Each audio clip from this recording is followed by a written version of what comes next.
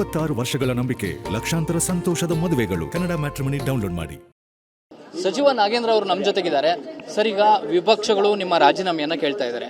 ಹಗರಣ ನಡೆದಿದೆ ಅನ್ನುವಂಥದ್ದು ಅವರ ಆರೋಪ. ನಿಮ್ಮ ಉತ್ತರ ಏನು? ನಾವು ಅದನ್ನೇ ಚರ್ಚೆಗೆ ಬನ್ನಿ ಅಂತೇಳಿ ನಾವು ವಿರೋಧ ಪಕ್ಷದ ನಾಯಕರಿಗೆ ನಾವು ಹೇಳ್ತಾ ಇದ್ದೀವಿ. ಸದನದಲ್ಲಿ ಇಂಥ ಒಂದು ಅವಕಾಶ ಮತ್ತೆ ಬೇರೆ ಎಲ್ಲೂ ಸಿಗಲ್ಲ. ನಮ್ಗೆ ಯಾವ ಫ್ಲೋರಲ್ಲಿ ಕೂಡ ಈ ರಾಜ್ಯದ ಜನತೆಗೆ ಮತ್ತು ವಿರೋಧ ಪಕ್ಷದವರಿಗೆ, ನನ್ನ ಜನಾಂಗದ ಜನತೆಗೆ ಬೆಳಕು ಚೆಲ್ಲುವಂಥದ್ದು ಕೆಲಸ ಎಲ್ಲಿ ಮಾಡೋಕ್ಕಾಗಲ್ಲ. ಯಾವತ್ತು ಚರ್ಚೆಗೆ ಬನ್ನಿ ಅಂತ ಹೇಳ್ತಾ ಇದ್ವಿ. ವಿನಾಕಾರಣ ಅವರು ನನ್ನ ರಾಜೀನಾಮೆಯನ್ನು ಇಟ್ಕೊಂಡು ಸದನ ನಡೆಸ್ಕೊಡ್ದು, ಚರ್ಚೆ ಹಾಕ್ಕೊಡ್ದು ಅನ್ನುವಂಥ ಧೋರಣೆಯಿಂದ, ಅಂದರೆ ಮೊಂಡುತನದಿಂದ ಮಾಡ್ತಾ ಇದ್ದಾರೆ ಅವರು.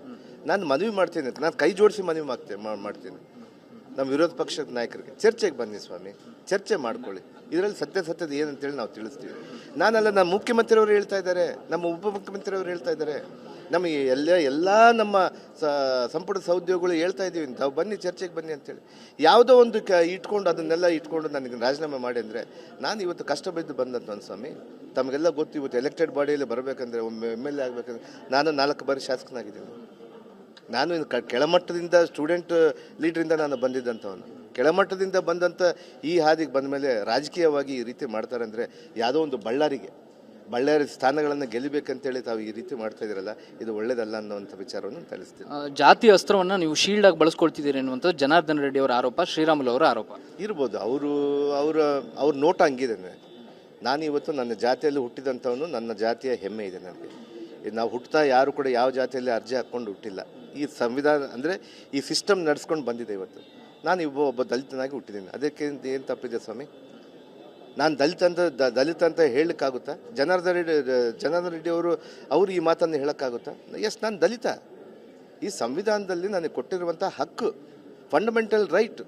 ನಾನು ದಲಿತ ಅನ್ನುವಂಥದ್ದನ್ನು ಹೇಳಲೇಬೇಕು. ನಾನು ಹುಟ್ಟದಿಂದ ಹಿಡಿದು ನಾನು ಸಾಯೋವರೆಗೂ ಕೂಡ, ನಾನು ಉಸಿರಿರೋ ಕೂಡ ನಾನು ದಲಿತನಾಗಿ ಇರ್ತೀನಿ. ಅದರಲ್ಲಿ ಏನು ತಪ್ಪಿದೆ? ದಲಿತ ಅನ್ನುವಂಥ ವಿಚಾರಕ್ಕೆ ನನ್ನ ರಕ್ಷಣೆ ಮಾಡ್ಕೊಳ್ಳಿಕ್ಕೆ ನಾನು ಯಾವುದೇ ರೀತಿಯಾದಂಥ ನಾನು ಇದು ಮಾಡ್ತಾ ಇಲ್ಲ, ಅಂದರೆ ಶೀಲ್ಡ್ ಮಾಡ್ಕೊತಾ ಇಲ್ಲ ಅನ್ನುವಂಥ ವಿಚಾರವನ್ನು ನಾನು ಹೇಳ್ತಾ ಇದ್ದೀನಿ. ಈ ಹಣ ನೇರವಾಗಿ ಹೈಕಮಾಂಡ್ಗೆ ಹೋಗಿದೆ. ಹೈಕಮಾಂಡ್ನ ಬ್ಲ್ಯಾಕ್ ಮೇಲ್ ಮಾಡಿ ನೀವು ಸಚಿವ ಸ್ಥಾನವನ್ನು ಪಡೆದುಕೊಂಡಿದ್ದೀರಿ. ತನಿಖೆ ಆಗೋ ತನಕ ಅಥವಾ ಮತ್ತೆ ಅದು ಪ್ರೂವ್ ಆಗೋ ತನಕ ನೀವು ರಾಜೀನಾಮೆ ಕೊಡಿ ಅನ್ನುವಂಥದ್ದು. ಹಾಗಾದರೆ ರಾಮನಹುಂಡಿ ಕದ್ದಿದ್ದವರು ಪ್ರಧಾನಮಂತ್ರಿಗೆ ಹೋಗಿದ್ದೀನಾ? ಅಲ್ಲಿರೋಂಥ ಮುಖ್ಯಮಂತ್ರಿ ಯೋಗಿ ಆದಿತ್ಯನಾಥ್ ಅವ್ರಿಗೆ ಹೋಗಿದ್ದೀನಾ? ಇಲ್ಲ ಸಲ್ಲದ ಕಾರಣ ಸ್ವಾಮಿ. ಇದನ್ನೇ ಹೇಳೋದು ಅವ್ರಿಗೆ ಬೇಕಾಗಿಲ್ಲ. ಈ ಹಣನ 84 ಕೋಟಿ ರೂಪಾಯಿನ ನಾವು ಇಲ್ಲಿ ತಂದು ಮತ್ತೆ ಮರುಪಾವತಿ ನಾವು ಮಾಡ್ಕೊಂಡಿದ್ದೀವಲ್ಲ, ಯಾರ ಹತ್ರ ಹೋಗಿದ್ದು ಸ್ವಾಮಿ ದುಡ್ಡು? ಎಲ್ಲಿಂದ ಫ್ರಾಡ್ ಆಗಿದೆ ಅಲ್ಲಿಂದ ನಾವು ವಾಪಸ್ ತೊಗೊಂಡು ಬಂದಿದ್ದೀವ. ಎಲ್ಲಿ ಯಾವ ರಾಹುಲ್ ಗಾಂಧೀಜಿ ಅವ್ರಿಗೆ ಹೋಗುತ್ತೆ ಹೇಳಿದ್ದನ್ನು? ಅವ್ರಿಗೆ ಏನೆಲ್ಲ ವಿನಾಕಾರಣ ರಾಮನ ಉಂಡೆಯನ್ನು ಕದ್ದು ಅಲ್ಲಿ ಏನು ಮುಚ್ಚಾಕೊಂಡಿದ್ದಾರಲ್ಲ, ಅದನ್ನು ಮತ್ತೆ ಮರೆಮಾಚಲಿಕ್ಕೆ ಈ ರೀತಿಯಾದಂಥ ಪ್ರಕರಣ ಮಾಡ್ತಾಯಿದ್ರೆ, ಇದು ದೇಶದ ಇತಿಹಾಸದಲ್ಲೇ ಒಬ್ಬ ದಲಿತರ ಮೇಲೆ ಮಾಡುವಂಥ ಒಂದು ದೊಡ್ಡ ಗದಾಪ್ರಹಾರ ಅನ್ನುವಂಥ ವಿಚಾರ.